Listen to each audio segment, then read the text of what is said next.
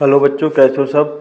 मैं स्वागत करता हूं आपका EMRS हॉस्टल वार्डन के अपने सब्जेक्ट एडमिनिस्ट्रेटिव एप्टीट्यूड के दूसरे अध्याय में। दोस्तों, जैसा कि आप लोग जानते हैं कि एक EMRS ने अपनी खुद की एक गाइडलाइन जारी की थी, जिसके बिहाफ पे उसने कुछ सिलेबस दिया था। सिलेबस मतलब उसने देखा होगा तो आपने कुछ 5 हेडिंग का एक सिलेबस दिया हुआ है, जिसको सबने देखा होगा।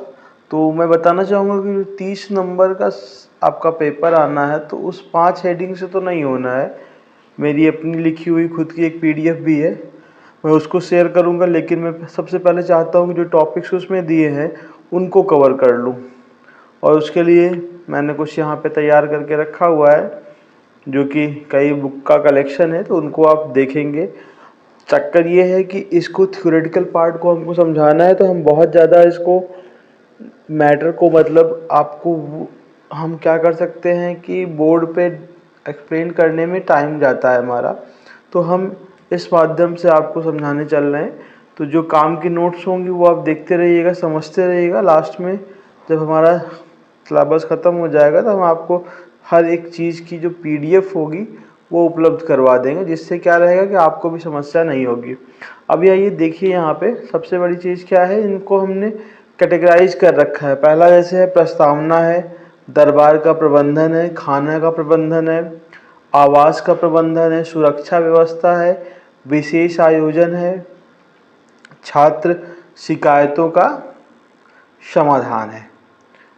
फिर इसके बाद आते हैं हम शिकायतों या समस्याओं से संबंधित नोटिस जारी करना है, संगठनात्मक कौशल विकसित करना है, संसाधन प्रबंधन, संचारिक साधन, समय प्रबंधन, समस्या निराकरण, योजना, समीक्षा और सुधार, संबंधों का संवारना, हॉस्टल के संचालन के प्रमुख परिणाम। तो ये 17 पॉइंट्स हैं। एक पॉइंट्स और है जो हम यहाँ देख लेंगे। लगभग 18 पॉइंट्स मैंने बनाया था, अभी 17 की बात कर रहे हैं, तो हम 17 में लेके आपको चलेंगे। सबसे पहले बात करते हैं हम प्रस्तावना की, कि प्रस्तावना में क्या क्या चीज़ें छात्रों को हॉस्टल में बड़ी संख्या में आने पर हॉस्टल वार्डन को जो छात्रों की संख्या है उसको मैनेज करने के लिए कई सारी सुविधाएं और योजनाएं विकसित करने की आवश्यकता पड़ती है। बड़े आंकड़े वाले छात्र हॉस्टल का संचालन करने में कई चुनौतियों का सामना करना पड़ता है। ऑब्वियस सी बात है, जब ज़्यादा नंबर ऑफ स्टूडेंट्स होंगे तो चुनौतियाँ भी बड़ी होंगी, जिसमें भोजन, आवास, सुरक्षा, सांचारिक संसाधनों का प्रबंधन शामिल है। इस आउटलाइन के माध्यम से जो हमारा चीज़ें हैं वो काफ़ी हद तक स्पष्ट की जा चुकी हैं। फिर हम देखते हैं कि क्या क्या उचित कदम उठाए गए हैं। तो सबसे पहले इसमें से जो पॉइंट्स आते हैं, बड़ी संख्या में छात्रों को प्रबंधित करने की आवश्यकता किन कारणों से होती है, राइट। तो पहले हम उन कारणों को जानेंगे, किन कारणों से हमें बड़ी संख्या में छात्रों को मैनेज करने की आवश्यकता पड़ती है। संबद्धता की वृद्धि, हॉस्टल में बड़ी संख्या में छात्रों के आने पर उनके शैक्षिक पथ के अंतर्गत आगामी वर्षों में वृद्धि का संकेत करता है। मान लीजिए किसी छात्र लार्ज नंबर में किसी हॉस्टल में एडमिट होते हैं, तो इसका मतलब है कि आने वाले जो और एकेडमिक ईयर होंगे उसमें छात्रों की जो संख्याएं हैं वो बढ़ेंगी, यानी कि उनका डिमांड बढ़ रही है, ये कहना चाह रहा है इस स्टेटमेंट में। जो PDF में कन्वर्ज जब मैंने किया तो कुछ आपकी त्रुटियां आ गई हैं। जो नेक्स्ट PDF दी जाएगी उसमें चीज़ें जहाँ से संबद्धता है तो ये हट के लिखा है, क्योंकि एक्चुअली में देवनागरिक से मंगल में कन्वर्ट हो गया, तो इसलिए थोड़ी सी प्रॉब्लम आई हुई है। मैं एक्सप्लेन कर दे रहा हूँ, नेक्स्ट में आपको मैं इन सब चीज़ों से ओवरकम कर दूंगा। सेकंड पॉइंट की हम बात करें तो यहाँ पे है संबंधों का प्रबंधन। संबंधों का प्रबंधन से क्या मतलब, उसको समझिएगा। हॉस्टल वार्डन को बड़ी संख्या में छात्रों के साथ संबंधों का उचित प्रबंधन करता पड़ता है, ताकि छात्र एक दूसरे के साथ अच्छे संबंध बना सके और संयम से रह सकें।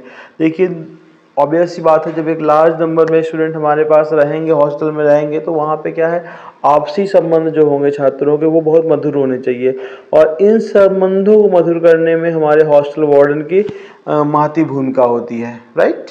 तो इस चीज़ों को हमें फोकस करना है। व्यक्तिगत समर्थन, छात्रों के व्यक्तिगत विकास और शिक्षा के लिए प्राथमिकता देना आवश्यक होता है। इस लाइन पे ध्यान दीजिएगा।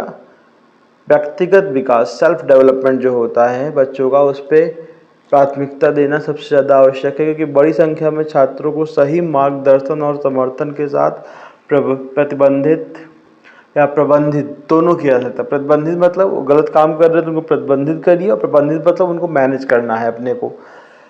फिर आता है चौथा पॉइंट हमारा, सुरक्षा का ध्यान रखना। हॉस्टल में जब बड़ी संख्या में छात्र एकत्रित होते हैं तो उनकी जो सुविधा के साथ साथ सुरक्षा भी उनकी प्रमुख व्यवस्था में आती है, क्योंकि सुरक्षा ना होने पर उनको कई सारी दिक्कत का सामना करना पड़ सकता है। इसलिए सुरक्षा भी एक महत्वपूर्ण अंग है। सुरक्षा के लिए उचित सुविधाएं और नियमों का पालन करना अत्यंत आवश्यक है। फिर आता है हमारा पॉइंट, सामाजिक और सांस्कृतिक विकास के लिए क्या करना होता है। छात्रों को उचित समय, सामर्थ्य और संसाधन उपलब्ध कराना है। समय देना है, सामर्थ्य देना है कि आप कर सकते हैं, संसाधन कैसे कर सकते हैं, वो सारी चीज़ें उनको उपलब्ध करना आवश्यक है, जिससे उनका सामाजिक और सांस्कृतिक दोनों विकास हो सके। राइट, अभी जो पॉइंट्स बताए गए हैं उन उपलब्धियों को यदि हासिल कर लेते हैं तो इसे बताया गया इन सभी कारणों से हॉस्टल वार्डन को बड़ी संख्या में छात्रों को सफलतापूर्वक प्रबंधित करने के लिए समर्थ होना अत्यंत महत्वपूर्ण है। इनका कहने का मतलब है ये चीज़ें आती हैं, प्रॉब्लम्स आती हैं, और इनको ओवरकम करने के लिए, यानी अगर इनको ओवरकम कर लेंगे तो हम क्या है, सफलतापूर्वक छात्रों को प्रबंधित कर लेंगे, यानी मैनेज कर लेंगे। अब देखिए अगला पॉइंट है हमारा, जो कि यहाँ पे आपको दिख रहा होगा, अधिक छात्रों, ये देखिएगा अधिक छात्रों की बात कर रहे हैं यहाँ पे। क्या हो रहा है, अधिक छात्रों के आने से हॉस्टल वार्डन को कुछ चुनौतियों का सामना करना पड़ता है। देखिए दो चीज़ें, प्रश्न आपके कॉन्सेप्चुअल बनेंगे तो आप उस तरह से पढ़िएगा क्या क्या चुनौतियाँ हो सकती है जो रियल लाइफ में, क्योंकि आप उस पोस्ट के लिए जा रहे हैं तो उस पोस्ट पे क्या क्या प्रॉब्लम आने वाली है, ये आपकी प्रॉब्लम, आप ऐसे समझ के पढ़ेंगे तो आप इसका आंसर भी प्रॉपरली कर पाएंगे और आगे आपको दिक्कत भी नहीं आएगी। इसमें पहला है आवास की व्यवस्था। आवास मतलब हॉस्टल में रहने जा रहा है तो उसको आवास तो देना ही पड़ेगा, यानी रहने के लिए कम रूम उपलब्ध कराने होंगे। अधिक छात्रों के आने से आवास की व्यवस्था में समस्या हो सकती है। इनका कहना है कि यदि छात्र ज़्यादा आ जाएंगे तो हो सकता है कि कुछ प्रॉब्लम्स आ जाएं उनको व्यवस्थित करने में, उनको मैनेज करने में। तो इस ऐसे केसेस में क्या हमें उचित प्रबंधन करना होता है ताकि हम सब बच्चे को, जितने भी आए हैं, उनको रूम प्रोवाइड कर सकें। दूसरा है हमारा, इसके बाद का जो पॉइंट्स आ रहा है, भोजन का प्रबंधन। बड़ी संख्या में जब छात्र आते हैं खाना खाने के लिए एक साथ एक टाइम पे, तो क्या होता है कि मेस में बहुत भगदड़ टाइप की मच जाती है। ये वो बच्चे बहुत अच्छे समझ रहे होंगे जो हॉस्टल में रहे हैं। तो यहाँ पे क्या है, छात्रों को खाना प्रतिबंधित करना, प्रबंधित करना और सभी को उचित समय पर भोजन उपलब्ध कराना भी एक चुनौतीपूर्ण कार्य हो सकता है। बहुत सही पॉइंट है ये, प्रैक्टिकल लाइफ में आपको ये चीज़ें देखने को मिलेंगी। जो हॉस्टल में रहे हैं वो सब जान रहे हैं इन पॉइंट्स को।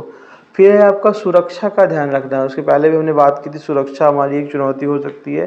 तो यहाँ पे है अधिक छात्रों के आने से सुरक्षा की व्यवस्था करना मुश्किल हो सकता है।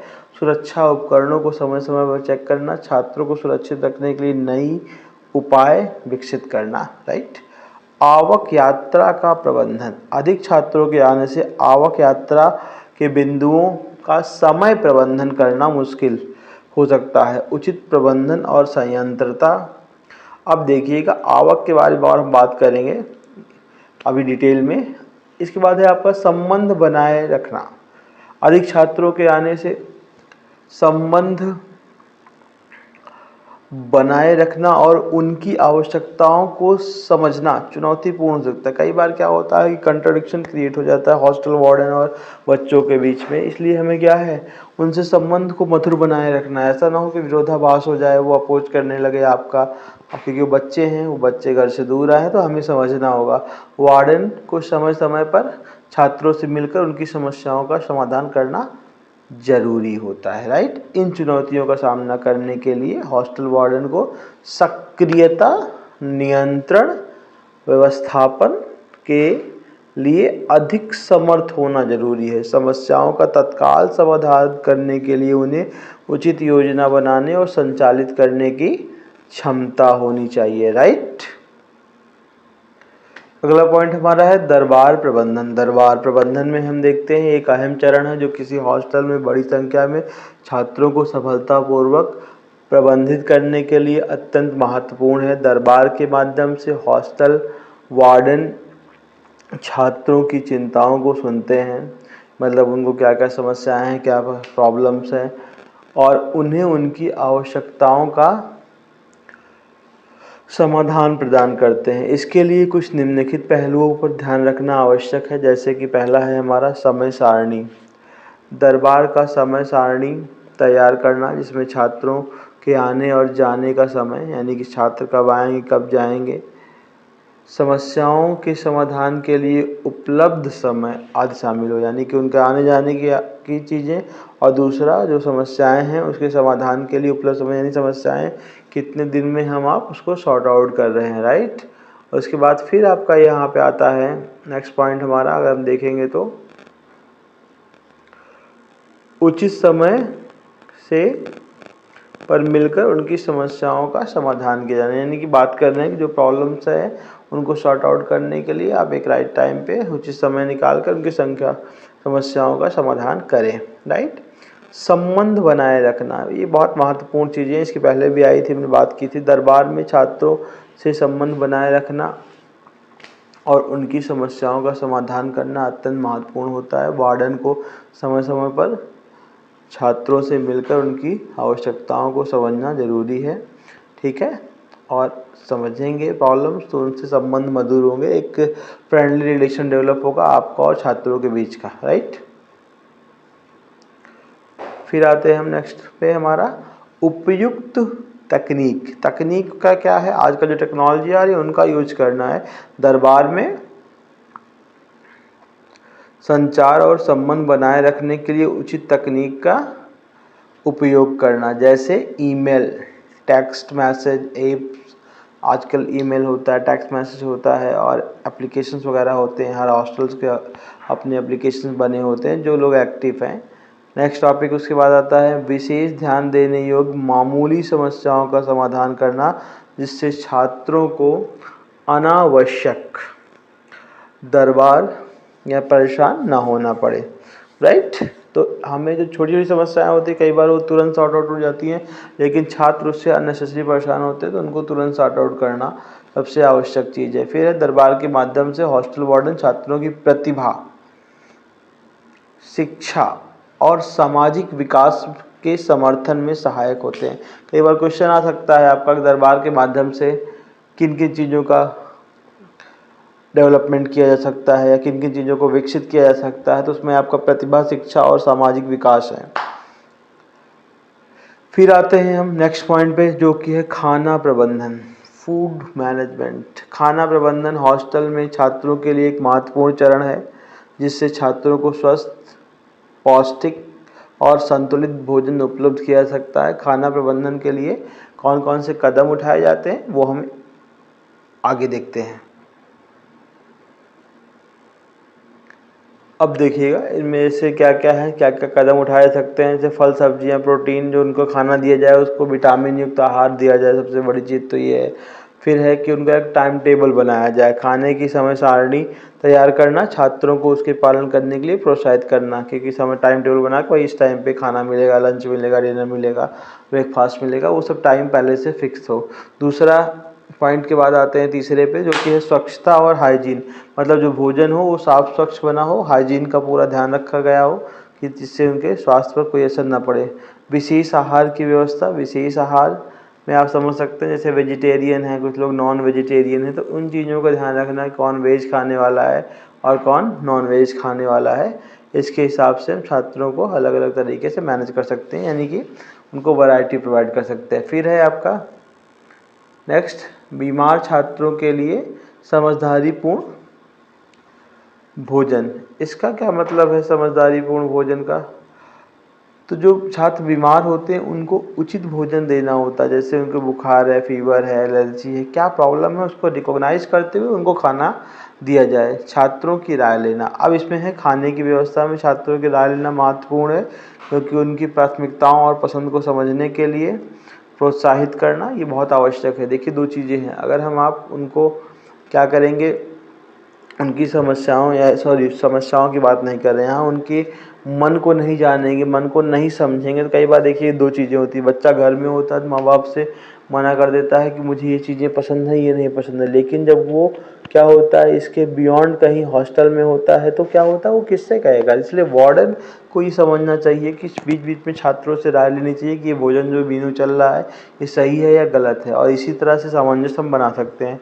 खाना प्रबंधन छात्रों के शारीरिक मानसिक, क्या देखिए क्लियर है, शारीरिक मानसिक विकास के लिए महत्वपूर्ण होता है। इसमें उचित योजना, पहली चीज़ योजना, फिर समय सारणी और खाने की स्वच्छता, ये मेन चीज़ें होती हैं जिनको हमें ध्यान में रख के चलना होता है। अगला टॉपिक है हमारा आवास प्रबंधन। तो जब हम आवास की बात करते हैं, एक रूम की बात करते हैं, तो रूम कैसा होना चाहिए। एक पहली चीज़ तो सुरक्षा सबसे मेन कारण है, सुरक्षित आवास होना चाहिए।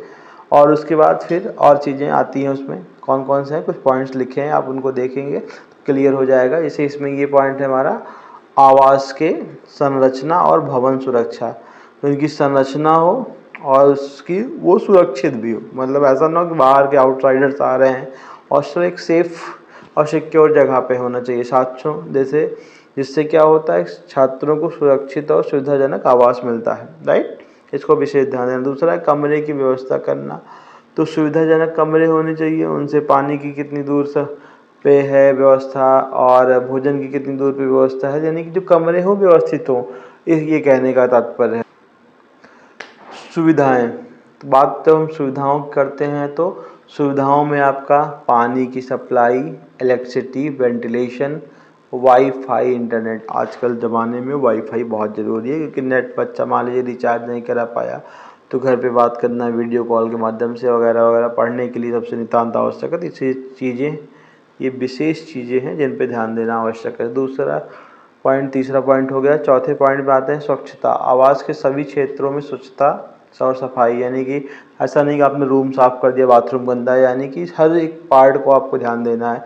सुरक्षा व्यवस्था, देखिए कई बार सुरक्षा व्यवस्था आ गया, तो सुरक्षा व्यवस्था हॉस्टल की मेन वो होता है, क्योंकि कोई गार्जियन आपको ज़्यादा पैसे इसलिए देता है, फिलहाल यहाँ पे स्मार्ट एकलव्य की बात नहीं कर रहे हैं हम नॉर्मल बात कर रहे हैं। जो हॉस्टल की फ़ीस होती है वो बाहर कंपैरिजन में ज़्यादा होती है। उसकी वजह ये होती है कि बाहर के बजाय गार्जियन अपने बच्चों को आपके हॉस्टल में इसलिए रखना पसंद करते हैं कि उनको एक सुरक्षित वातावरण मिलता है। तो सुरक्षा हमारा पहला वो है। दरबार और संबंध बनाए रखना, दरबार इसके पहले भी आया था। दरबार और संबंध का मतलब है कि छात्रों के साथ जो हमारे संबंध होने चाहिए वो बेहतर होने चाहिए। अगर बेहतर संबंध होंगे तब चीज़ों को और प्रैक्टिकली अच्छे तरीके से कर पाएंगे। इसके बाद देखिएगा सुरक्षा के लिए हम किन किन पॉइंट्स को ध्यान में रख सकते हैं। सुरक्षा के लिए प्रशिक्षित कर्मचारी, यानी कि गार्ड होना चाहिए जो प्रशिक्षित हो, उसको मालूम हो कि कौन आने के लायक है और कौन आने के लायक नहीं है हॉस्टल में। दूसरा है सुरक्षा उपकरण। आज के टाइम पे जो भी सुरक्षा उपकरण है, जैसे सीसीटीवी कैमरे, अग्निशमन वाले, आपके फायर एक्सटिंग्विशर, सुरक्षा गेट्स, जिसमें आपका जो ऑटोमेटिक गेट्स होते हैं, हॉस्टल के भीतर और बाहर की सुरक्षा को सुनिश्चित किया जाना, ये सब पॉइंट्स है। आवास के प्रवेश का प्रबंधन, हॉस्टल में आवास के प्रवेश के लिए सख्त नियम और नियम का पालन करना जरूरी है, यानी कि आपके आउटगोइंग और इनकमिंग दोनों का वहाँ पर जो है हॉस्टल में जाने का समय और आने का समय क्या हो, निश्चित होना चाहिए, राइट। यह है आवास के प्रवेश का प्रबंधन, यानी कि हाउस मैनेजमेंट। आपदा प्रबंधन योजना। आपदा प्रबंधन योजना का मतलब है कि जब कोई प्रॉब्लम आती है, जब कोई परेशानी आती है, तो उसकी तैयारी वार्डन को पहले से करके रखनी होती है। इसमें आपदा के समय में कार्रवाई के लिए सहायक कार्यक्रम भी शामिल होते हैं, मतलब हम कैसे प्रॉब्लम्स या जो अचानक आने वाली प्रॉब्लम्स हैं, आपदाएं हैं, उनको मैनेज करेंगे। छात्रों को सुरक्षित रखना, देखिए कई बार ये पॉइंट आ रहा है, बहुत ही इम्पोर्टेंट पॉइंट है सुरक्षा। छात्रों को, जो हमारे छात्र हैं, उनको सुरक्षित रखने के लिए उचित योजना और समर्थन प्रदान करना। छात्रों को उनकी सुरक्षा के लिए जिम्मेदार बनाना। पहले खुद ही उनको जिम्मेदार बनाइए कि आप इस तरह से सुरक्षित रह सकते हैं, उसके साथ साथ उनकी व्यवस्था भी करिए, राइट। और सुरक्षा के नियमों का पालन करने के लिए उनको प्रोत्साहित करने की आवश्यकता होती है, राइट। तो सुरक्षा सबसे महत्वपूर्ण अंग है हमारे हॉस्टल का। इसके बाद का हमारा पॉइंट है विशेष आयोजन। विशेष आयोजन के बारे में पहले आप लोग बताएंगे कमेंट करके क्या हो सकता है विशेष आयोजन, फिर मैं बताऊंगा आपको। देखिए हम यहाँ बात कर रहे हैं सांस्कृतिक कार्यक्रमों के। विशेष आयोजन में क्या होता है, आप वहाँ पर सांस्कृतिक कार्यक्रम आयोजित करते हैं, उससे क्या होता है कि वहाँ की जो परंपराएं होती है, वहाँ का जो कल्चर होता है, उससे बच्चे अवेयर हैं। उनमें क्या होता है, आपसी प्रेम, आपसी समन्वय की भावना डेवलप होती है। तो इसलिए उस तरह के आयोजन कराना बहुत आवश्यक होता है। फिर है आपका इंटरव्यू। इंटरव्यू में क्या होता है, जब यहाँ पे विशेषज्ञों के थ्रू हम क्या करते हैं, इंटरव्यू कराते हैं, तो उनकी हम क्या करते हैं, पहली चीज़ जो फिजिकल अपीयरेंस के थ्रू हम उनकी मेंटल एबिलिटी को जानने का प्रयास करते हैं और जानते हैं कि छात्रों को किन किन क्षेत्रों का ज्ञान प्राप्त हुआ है और उनमें किन किन क्षेत्रों में हमें उनमें और मेहनत करने की आवश्यकता होती है। खेल महोत्सव आपने देखा होगा, स्कूलों में, कॉलेजों में आपका गेम कराए जाते हैं, एक खेल महोत्सव भी कराया जाता है। खेल महोत्सव से क्या होता है, शारीरिक शक्ति और टीम वर्क करने का मौका मिलता है। इससे भी उनका क्या होता है, डेवलपमेंट होता है। सेमिनार और वर्कशॉप आज के टाइम पे बहुत ही ज़रूरी चीज़ें हैं। सेमिनार और वर्कशॉप जो लोग पढ़ रहे होंगे या बीएड वगैरह किया हुआ उनको मालूम होगा सेमिनार और वर्कशॉप क्या चीज़ें होती हैं। अक्सर क्या होता है कि हमारी क्वालिटी को इन्हेंस करने के लिए चलाई जाती हैं। तो विभिन्न विषयों पर सेमिनार और वर्कशॉप का आयोजन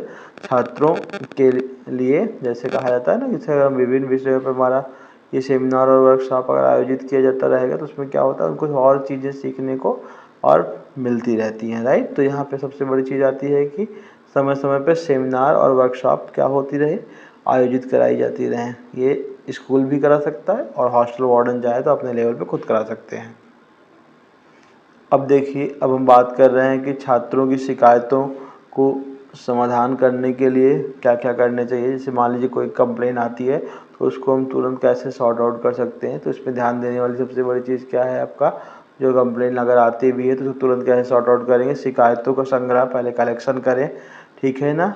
इसके लिए क्या है, एक विशेष शिकायत की प्रक्रिया स्थापित की जानी चाहिए। शिकायतों की समीक्षा करें, किस तरह की शिकायतें ज़्यादा आ रही हैं, क्यों आ रही हैं, और उन्हें गंभीरता के अनुसार वर्गीकृत करें। जो बहुत गंभीर लग रही है उसको पहले और उसके बाद फिर दूसरी वाली को। त्वरित प्रतिक्रिया, कोई कंप्लेन आती है छात्रों की तो आप क्या है, क्विक रिस्पॉन्स करिए। ये नहीं कि हाँ बाद में देखा जाएगा, तुरंत रिस्पॉन्स करिए क्योंकि ये आपकी नैतिक जिम्मेदारी होती है। इसके बाद आता है संपर्क केंद्र। आप क्या है, संपर्क केंद्र बना के रखें कि यहाँ पे जाने के अपनी शिकायतें रखें और उनसे वो करेंगे। कि हो सकता है हॉस्टल वार्डन उस समय ना हो तो एक संपर्क केंद्र बहुत आवश्यक है, क्योंकि बच्चे पहली बार घर से दूर गए हैं तो उनको क्या है, किसी तरह की दिक्कत नहीं होनी चाहिए। बहुत तरह की समस्याएं आ सकती हैं, कुछ प्रैक्टिकली होती हैं जो आप जब फेस करेंगे तभी जानेंगे। तो मतलब ये चीज़ें हैं कि मतलब वहाँ पे हम क्या क्या चीज़ें मैनेज कर सकते हैं। तो संपर्क केंद्र एक मुख्य बिंदु है हमारा। नियमित प्रतिस्पर्धा करना, प्रतिस्पर्धा मतलब गेम कंपटीशन का आयोजन किया जाते रहना चाहिए, जिससे बच्चों में क्या होता है, एक टीम स्पिरिट डेवलप होती है, एक अपनत्व की भावना डेवलप होती है कि मेरी टीम का है, वो उसके टीम का है। एक ग्रुप टाइप को बन जाता है बच्चों में और एक अच्छा भी होता है। तो वो आपसी चीज़ें आपस में ही शेयर कर लिया करते हैं। संवाद और समाधान, कई बार क्या होता है, बातें छोटी होती हैं और बिना आपस में बात किए वो बातें बहुत बढ़ जाती हैं। तो ऐसे में क्या होता है, संवाद के साथ साथ हम उसका समाधान ढूंढने के पे काम करेंगे तो वो चीज़ें और हमारे लिए महत्वपूर्ण और मतलब आसान हो जाएंगी। अगर हम बातचीत करके कुछ चीज़ें आसान कर लेंगे तो बच्चा आपसे बात करने के बाद ही सेटिस्फाई हो जाएगी, ठीक है। तो संवाद और समाधान एक मुख्य प्रक्रिया है। आचार संहिता का पालन करना, आचार संहिता आपने सुना होगा चुनाव के टाइम पे लगती है। तो ये क्या होती है, आचार संहिता, पहले आप उसका क्या करें कि एक नियम बनाएं और उस नियम को फॉलो करने के लिए उनको बताएं कि ये चीज़ें हैं, ये नियम है, इसमें ये करना, ये नहीं कर, डू एंड डोंट्स आपको बता के रखना होगा। उन्नति का मार्गदर्शन, अब ये क्या टॉपिक है, उन्नति का मार्गदर्शन से अगर आप समझिए यहाँ पे देखिएगा। उन्नति का मार्गदर्शन छात्रों को उनकी शिकायत के समाधान प्रदान करने के साथ साथ उन्हें उनके विकास के लिए मार्गदर्शित करना, राइट। और शिकायतों का समाधान करने से जो छात्रों को संतुष्टि, देखिए कुछ पॉइंट्स है, संतुष्टि और समृद्धि दोनों मदद मिलती है, यानी कि उनको सेटिस्फाई भी हो जाएंगे और समृद्धि भी मिलेगी। यानी कि ये होगा कि हाँ चलो ठीक है, जैसे हम घर में कोई दिक्कत होती थी तो मम्मी पापा को बोलते थे, सेम एज यहाँ पे बोलेंगे तो हमारे वार्डन है हमारी प्रॉब्लम को सॉर्ट आउट करने के लिए। इससे हॉस्टल में शिक्षा के माहौल को बेहतर बनाया जा सकता है, राइट। अब इसके बाद नेक्स्ट पॉइंट है हमारा संचार और संपर्क। संचार आप जान ही रहे हैं इस समय कि जो बाहर की दुनिया से हम कैसे संपर्क में रह सकें, उसके लिए हमारी संचार व्यवस्था जो है बहुत दुरुस्त होनी चाहिए, ठीक है। इसमें लिए आपके लिए कौन कौन से पॉइंट्स हैं उनको ध्यान देने की बात है। ईमेल और संदेश, ईमेल होना चाहिए ताकि ईमेल के माध्यम से बच्चे संपर्क कर सकें। हॉस्टल कर्मचारी और छात्रों के बीच नियमित रूप से संदेशों के जरिए संचार का अच्छा संबंध होता है। आप मैसेज कर सकते हैं व्हाट्सएप पे, आप उनको ग्रुप मैसेज कर सकते, ग्रुप बना कर सकते जो अभी चल रहा है, और या तो फिर आप ईमेल एक अच्छा मीडियम होता था। संगठनाओं और कार्यक्रमों की सूचना स्थायी स्थानों पर जारी करने से छात्रों को उनमें भाग लेने का मौका मिलता है। कोई भी इन्फॉर्मेशन हो तो इन्फॉर्मेशन के लिए एक बोर्ड होना चाहिए कि इस बोर्ड पे इन्फॉर्मेशन आएगी या इस ग्रुप पे इन्फॉर्मेशन आएगी, वो फिक्स प्लेस होना चाहिए। नेक्स्ट है आपका वेबसाइट और पोर्टल। वेबसाइट्स होनी चाहिए, हर कॉलेज की अपनी वेबसाइट होती है तो वहाँ पे वो पोर्टल पे जाके देख सकते हैं। इसके बाद आता है वेबसाइट पोर्टल के बाद समर्थन केंद्र। समर्थन केंद्रों में क्या होता है, समर्थन केंद्र एक स्थान होता है आपका जहाँ पे छात्र अपनी क्या है समस्याओं को प्रस्तुत करते हैं और उनके समाधान के लिए वो संपर्क करने का उन्हें अवसर मिलता है, राइट। मतलब प्रॉब्लम बताएंगे और वहाँ पे क्या होता है कि उनकी बातें सुनी जाएंगी। ऐसा नहीं है कि उनको लगे कि नहीं यहाँ पे एक जजमेंट टाइप को हो रहा है, जो बातें वो बताएंगे उनको सुनी जाए, उस पर एक्शन लिया जाए। वार्डन और छात्रों के बीच अधिक संपर्क, ये बहुत ज़रूरी है। आप अगर वार्डन हैं तो आपके और छात्रों के बीच अधिक संपर्क होना चाहिए। संपर्क इन द सेंस कि आप उनकी बातों को आसानी से समझ सकें, वो आपसे कोई भी चीज़ कहने में हेजिटेट ना करें, राइट, ये होना चाहिए। अनुभव भी सुविधाजनक बनाता है, मतलब अगर आप इस फील्ड में एक्सपीरियंस है, आपको अनुभव है बच्चों को टैकल करने का, तो ये आपके लिए बहुत महत्वपूर्ण होगा। और बच्चों के लिए क्या होगा, सामाजिक और शैक्षिक रूप से वो विकास करेंगे, विकसित होंगे, राइट। इसके बाद फिर आता है हमारा पॉइंट शिकायतों या समस्याओं के संबंध में नोटिस जारी करना, कि आपने नोटिस को जारी किया या क्या किया। वो कुछ पॉइंट्स हैं उनको देखेंगे हम यहाँ पे। तो यहाँ वही बताया गया किन किन पॉइंट्स पे हमें बात करनी है, आइए देखते हैं। पहला है आपका समस्याओं का टाइप समझिए, उनकी किस टाइप की समस्याएं हैं। वो टाइप जब आप समझ जाएंगे, यहाँ पे कुछ चीज़ें मैंने थोड़ा जूम करने से हट जा रही हैं तो मैं उनको एक्सप्लेन कर दे रहा हूँ। जो आपका टेलीग्राम चैनल पे PDF मिलेगा उसमें आपका वो पूरी चीज़ें मेंशन रहेंगी, आपको परेशान होने की आवश्यकता नहीं है, मैं बता दे रहा हूँ। आप यहाँ पे देखने के बाद जब आपको लास्ट में जब PDF मिलेगा तो आप उससे पूरा पढ़ सकते हैं। फिर आता है आपका शिकायत जांच। शिकायत यानी कि नोटिस जारी के पहले, जो नोटिस जारी करने के पहले जो शिकायत हुई है उसकी जांच करें, उसके बाद उसको सो कॉल नोटिस पकड़ाएं, भाई ये तुमने क्यों किया, या कि दो बच्चे हैं आपस में लड़ाई किए तो क्यों किए, क्या प्रॉब्लम है। तो शिकायत की जांच और उनका जांच करने के बाद उनके लिए नोटिस जारी करना। शिकायत के असली मुद्दों को समझने के लिए विशेषज्ञ टीम द्वारा, अगर मामला आपको लगता है बहुत गंभीर हो रहा है तो आप फिर क्या है कि वहाँ पे विशेषज्ञ की राय ले सकते हैं, ठीक है ना।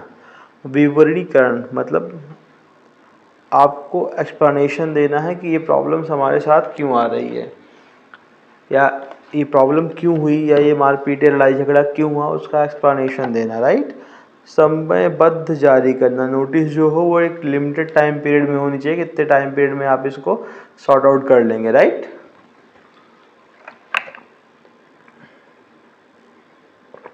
फिर है समस्या का समाधान। नोटिस जारी करने के बाद समस्या का समाधान करने के लिए विशेषज्ञ टीम को कार्रवाई करनी चाहिए। छात्रों के बीच संवाद, ये सबसे महत्वपूर्ण चीज़ है। जब तक आप उनकी समस्याओं को, उनकी शिकायतों को समझेंगे, उनसे संवाद करेंगे, तभी आप उनका समाधान कर सकते हैं, राइट। और इस चीज़ों को करने से जो हॉस्टल में छात्र हैं उनकी समस्याओं का जब समाधान हो जाएगा तो उनके शिक्षा और जीवन में समर्थन प्राप्त होता है, यानी कि उनको एक मोटिवेशन मिलेगा कि नहीं चलिए हमारे साथ हमारी फैमिली के अलावा और भी लोग हैं जो सपोर्ट करते हैं। संगठनात्मक कौशल का विकास हॉस्टल के छात्रों के लिए बहुत महत्वपूर्ण है, क्योंकि उन्हें उनके दैनिक जीवन को सुव्यवस्थित रखने, समय का उपयोग, देखिए यहाँ बहुत सारे पॉइंट्स को ध्यान रखिएगा, दैनिक जीवन को सुव्यवस्थित रखने में, समय का उपयोग, टाइम मैनेजमेंट, विभिन्न कार्यक्रमों में सही तरीके से संगठित होने में मदद करता है। लाइफ के बहुत सारे फेज होते हैं जहाँ पे उनको ये चीज़ें अच्छे से इम्प्लीमेंट करनी होती है, अगर वो हॉस्टल लाइफ में उस चीज़ों को सीखे हुए हैं तो। ठीक है, अब यहाँ पे दिया है कुछ संगठन, जो मतलब हमारा अगला पॉइंट मैं बताना भूल गया, संगठन की बात कर रहे थे यहाँ पे। ठीक है, संगठन कौशल को विकसित करने के लिए क्या क्या उपाय दिए गए हैं, उसमें बताया गया है अपने कार्यक्रम का प्रबंधन करें, जो कार्यक्रम है उसका मैनेजमेंट करना, कि कार्यक्रम बनाने, किस तरह कार्यक्रम बनाया, पहला है कार्यक्रम बनाएं, फिर उनकी टाइम टेबल तैयार करें, समय सारणी, और कार्यक्रमों को प्राथमिकता के अनुसार संगठित करने में ये चीज़ें क्या होती हैं, मदद करती हैं। राइट, तरीकों के उपयोग करना सीखें, यानी कि जो प्रॉब्लम तरीके टेक्निक दी गई उनका उपयोग करना सीखें, जिससे आपके अध्ययन और संगठनात्मक कार्य और मनोरंजन को संतुष्टिपूर्वक संपन्न कर सके। अब उसके बाद है संगठना का कौशल, इसमें क्या आता है, संगठना कौशल के माध्यम से अपने सामग्री, स्टडी मटेरियल और ज़रूरी वस्तुओं को संगठित करना सीखना चाहिए, यानी कैसे वो उसको व्यवस्थित रख सके।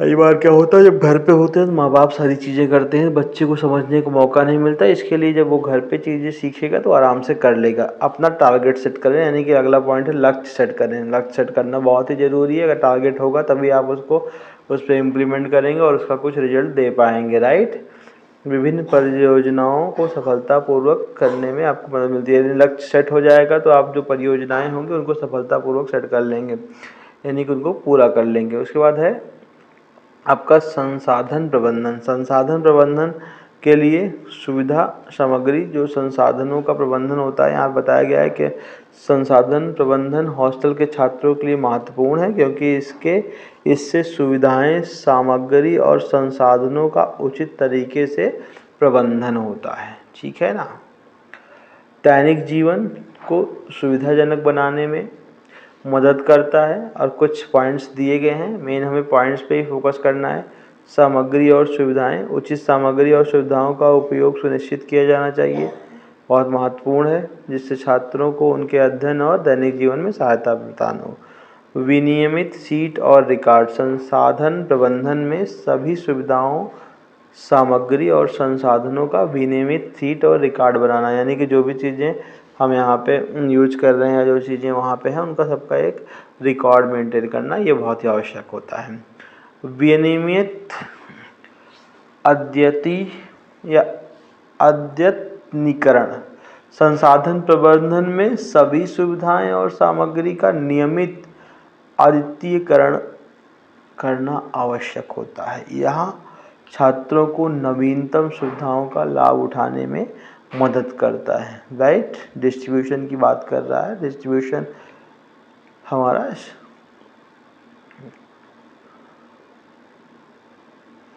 संसाधन निगरानी, संसाधन प्रबंधन में संसाधनों की निगरानी रखना महत्वपूर्ण होता है। ठीक है, नेक्स्ट पॉइंट पे चलते हैं हम लोग।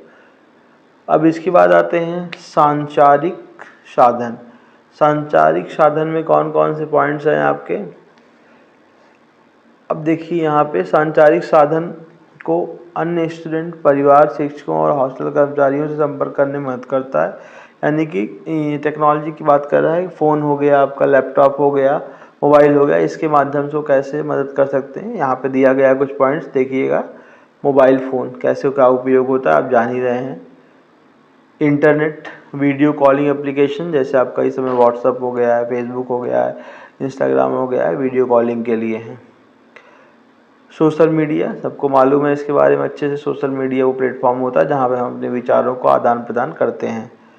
ठीक है, तो ये महत्वपूर्ण भूमिका निभाते हैं और छात्रों को सुरक्षित रखने और उनके अध्ययन संबंधित क्षेत्रों में समर्थ बनाने में महत्वपूर्ण भूमिका निभाते हैं। देखिए, टेक्नोलॉजी का यूज और मिसयूज दोनों होता है। मिसयूज करेंगे तो लाभ मिलेगा, मिसयूज करेंगे तो जान रहे हैं क्या होना है।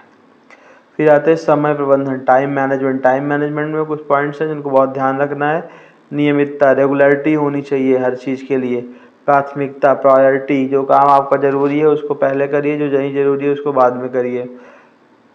ठीक है, इसके बाद आता है टास्क मैनेजमेंट। टास्क मैनेजमेंट मतलब आपको टास्क को अलग अलग असाइन करना है उनकी प्रायोरिटी के अनुसार। जो टास्क इंपॉर्टेंट है उनको हम फर्स्ट प्रायोरिटी में रखेंगे, देन सेकंड प्रायोरिटी में रखेंगे। एक हेडिंग हमारी और है अवसर और समय का उपयोग करना। आपको मालूम है, आपने कई बार सुना होगा कि अवसर हमें एक बार ही मिलता है, जीवन हमें एक ही बार अवसर देता है ऊंचा उठने का। जैसे आपको एक अवसर मिला है हॉस्टल वार्डन बनने का, तो क्या है कि अवसर बार बार नहीं मिलेंगे। हो सकता है कुछ चीज़ें प्रॉब्लम्स हो, कुछ चीज़ें आपके फेवर में ना हो। तो उसी तरह छात्रों के साथ भी होती है, मतलब यानी कि उनको उपलब्ध अवसरों का उपयोग करना सिखाना होगा, उन्हें समय का उपयोग करना बताना होगा। तो सबसे पहले जब आप दूसरे को तब बताएंगे जब आप खुद संयमित हो और खुद अपने अवसर को पकड़ा हो, यानी कि अवसर को आपने उसका लाभ लिया हो अवसर का। ठीक है, समय की बचत बहुत इंपॉर्टेंट है। टाइम की बचत, टाइम की बचत यदि आप नहीं करते हैं तो फिर आप जीवन में कुछ नहीं कर सकते हैं, क्योंकि ज़्यादातर टाइम हमारा व्यर्थ और अनावश्यक कार्यों में बर्बाद हो जाता है। इसीलिए हमें क्या करना है, समय की बचत पर विशेष ध्यान देना है। तो ये था हमारा टाइम मैनेजमेंट। हॉस्टल के छात्रों को उनके अध्ययन और दैनिक जीवन को संगठित रखने में मदद करता है। पीडीएफ आप पढ़ लीजिएगा, मैं आपको सिर्फ एक्सप्लेन करते चल रहा हूँ। राइट, हॉस्टल संचालन का प्रमुख परिणाम, छात्रों की सुविधा। क्या परिणाम हो सकता है? छात्रों की सुविधा, राइट, छात्रों को सुविधा मिलती है, आरामदायक माहौल मिलता है, घर जैसा माहौल मिलता है, अच्छा अध्ययन का वातावरण। बहुत सारे ग्रुप में छात्र होते हैं तो एक अध्ययन का बहुत ही फैमिलियर वातावरण मिल जाता है। शिक्षार्थियों की सुरक्षा, बिल्कुल सही बात है, सुरक्षा मिलती है। संगठित व्यवस्था, अच्छे संचालन में हॉस्टल में सभी सुविधाएं संगठित रूप में मिलती हैं, एक साथ सारी सुविधाएं मिल जाती हैं। नहीं तो क्या होता है, जब आप घर से बाहर जाते हो, दूसरी जगह पे जाते हो, तो आपको रहने खाने सबकी समस्याएं होती हैं। तो यहाँ पे एक संगठित व्यवस्था आपको मिल जाती है। अब इसके बाद आ रहा है आपका छात्रों के आपसी संबंध बनाने और सामाजिक रूप से सक्रिय होने का अवसर मिलता है। मतलब जब दूसरे बच्चों से मिलेंगे तो क्या करेंगे, आपस में अच्छे संबंध बनाएंगे और इस तरह से क्या होंगे, वो ज़्यादा से ज़्यादा सक्रिय हो सकेंगे। सही संचालन से छात्रों को, यानी कि जो वार्डन है अगर वो सही संचालित कर रहा है तो उसमें क्या हो जाएगा, उनको सबसे बड़ी चीज़ क्या है, टाइम मैनेजमेंट सीखने को मिलता है। ये महत्वपूर्ण है हमारा। राइट, संचालन के प्रभाव से हॉस्टल के जो यहाँ पे हॉस्टल का प्रतिस्पर्धी और सफल होने का अवसर बनता है। सबसे बड़ी चीज़ अगर संचालन है, उनके प्रभाव में आके हमें क्या हो, कंपटीशन को बीट करने की कैपेसिटी डेवलप होती है। भाई बगल वाला इतना ला रहा है, हम इतना ले आएंगे, वो भी तो हमारे साथ खाना खा रहा है, तो हमारा कम क्यों आ रहा है। तो एक कंपटीशन फेस होता है, मतलब क्रिएट होता है। उन सबको क्या होता है, उससे बच्चे का डेवलपमेंट होता है। ठीक है ना। अब आता है कि कौन से परिणाम हैं जो संचालन के महत्व को दर्शाते हैं। छात्रों के सामाजिक विकास में सहायक बनाने के लिए निरंतर प्रयास करना चाहिए। ये बोल रहे हैं कि हमें छात्रों का जो सामाजिक विकास है उसको क्या करना, डेवलप करना है, उसके लिए हमें डेली प्रयासरत रहना चाहिए। इसमें कुछ सुझाव दिए हैं, जैसे आपका दैनिक मार्गदर्शन। उन्हें डेली आप क्या करें, मोटिवेट करते रहें, मार्गदर्शन देते रहें कि ये करो ये करो। इसके लिए वही पॉइंट आ गया, देखिए, मोटिवेशन और प्रोत्साहन। ये बहुत ज़रूरी है, चाहे हमारी आपकी लाइफ में हो। जैसे आप आज वीडियो देख रहे हो, आपको लग रहा है वीडियो सर का आधे घंटे का हो गया है, फिर देखें कि ना देखें, हाँ हम पीडीएफ पढ़ लेंगे। देखिए, दो चीज़ें होती, कई बार क्या सुनने से आपका इंटरेस्ट आता है, पढ़ने बैठे नहीं पढ़े। दो तरीके के होते, तो आप क्या करेंगे, आपने चला के छोड़ दिया और आप उसको देख रहे हो, तो हो सकता है कि ऐसा नहीं कुछ नहीं मिलेगा, मिलेगा तो, बट ये कि आप कितना कंसंट्रेट कर रहे हो वो आप पे डिपेंड करता है। उत्साह, संतुलन का समर्थन करना। जो हाई एनर्जी वाले लड़के हैं, हाई एनर्जी वाले बच्चे हैं, उनको क्या करना, समर्थन करना, बहुत अच्छा कर रहे हो, बहुत अच्छे जा रहे हो, और समय समय पर उन्हें क्या करते रहें, गाइड करते रहें और मोटिवेट करते रहें। सामाजिक संबंध विकसित करना सबसे बड़ी चीज़ होती है कि बच्चे क्या होते हैं, जब घर से आते हैं तो सिर्फ घर और परिवार को ही जानते हैं, समाज को नहीं जानते हैं। हॉस्टल में उन्हें सामाजिक संबंध को विकसित करने का एक जज्बा मिलता है, एक प्रोत्साहन मिलता है। संगठित और विशेष आयोजन, वो क्या होते हैं, मैनेज होते हैं, और विशेष आयोजन के माध्यम से क्या होते हैं, वो चीज़ों को और अच्छे से सीख पाते हैं, और उन आयोजनों से उन्हें विभिन्न कौशलों का ज्ञान होता है, राइट। जैसे आपका मैंने बताया था, खेल कूद हो गया, आपका ऐसे कंपटीशन हो गया, वाद विवाद प्रतियोगिता हो गई, इन सब की बात कर रहे हैं। फिर आता है आपका संसाधन प्रदान करें। संसाधन में क्या क्या आप प्रदान कर सकते हैं, पुस्तक हो गया, शैक्षणिक सामग्री हो गया, और चीज़ें हैं जो उनको प्रदान की जा सकती हैं। सही और निरंतर प्रयास करके आप छात्रों के शैक्षिक और सामाजिक विकास में महत्वपूर्ण योगदान कर सकते हैं। यह उन्हें अध्ययन में सफल बनाता है, साथ साथ समाज में एक अच्छा व्यक्ति बनने में सफल बनाता है। ये था हमारा पॉइंट आपका लार्ज नंबर ऑफ स्टूडेंट्स को हैंडलिंग के लेके, जो कि पहली हेडिंग थी। देखिए, दो चीज़ें ध्यान रखिएगा, 30 नंबर का प्रश्न आना है, और 30 नंबर का प्रश्न आप सोचें कि सिर्फ इन 4 हेडिंगों से हो जाएगा तो नहीं हो पाएगा, आपको इसी तरह से पढ़ना होगा। मैं PDF उपलब्ध कराता हूँ, आप हमारे टेलीग्राम चैनल एग्ज़ाम वाइब, मैं यहाँ पे लिख भी दे रहा हूँ, आप वहाँ पे जाके और डाउनलोड कर सकते हैं, राइट। क्योंकि वहाँ पे अगर आप जाएंगे तो आपको क्लियरली चीज़ें मिल जाएंगी। रुकिए, मैं कलर थोड़ा दूसरा सेलेक्ट कर लेता हूँ, कलर आपका येलो है, दिख नहीं रहा होगा आप लोग को, इसी से लिख दे रहा हूँ मैं, एग्ज़ाम वाइब, ये डालेंगे आप टेलीग्राम पे तो हमारा चैनल मिल जाएगा। बाकी लिंक आपका डिस्क्रिप्शन में दिया हुआ है, वहाँ जाइए, वहाँ से PDF आप ले लीजिए। PDF आपको मुफ्त है, किसी तरह कोई शुल्क नहीं, जो चीज़ें हैं हमारे पास वो सब दी जाएंगी फ्री ऑफ कॉस्ट, जिससे आपका बेनिफिट हो सके। क्योंकि बच्चे ऐसे ही नौकरी के लिए परेशान हैं, तो सबसे बड़ी चीज़ है कि उनको नौकरी के लिए जो ज़रूरी सामग्रियाँ हमसे हो सकती हैं, हमारी संस्था के थ्रू हो सकती है, हम उपलब्ध करवाएंगे। क्लासेस कैसी लगी ये बताते रहें, आगे हमें भी मोटिवेशन मिलता रहे। क्योंकि आपने पहले बताया था मैंने कि ये क्या है, कॉन्सेप्चुअल क्लासेस हैं, इस पर हम बहुत ज़्यादा क्या कर सकते हैं, समझाने के तो प्रयत्न कर सकते हैं, समझा सकते हैं, बाकी चीज़ें आपको प्रैक्टिकली समझनी है कि आप उस पोस्ट पे हैं, आप उस जॉब पे हैं, अब आप उसको कैसे बेटर कर सकते हैं। होप सो क्लासेस अच्छी लगी होंगी। जो लोग नए जुड़ रहे हैं वो चैनल को सब्सक्राइब करते रहें, अन्य लोगों तक शेयर करते रहें, ताकि हमें मोटिवेशन मिलता रहे, हमें और बेटर करने के लिए प्रेरणा मिलती रहे। Thank you so much for watching us. जय हिंद, जय भारत।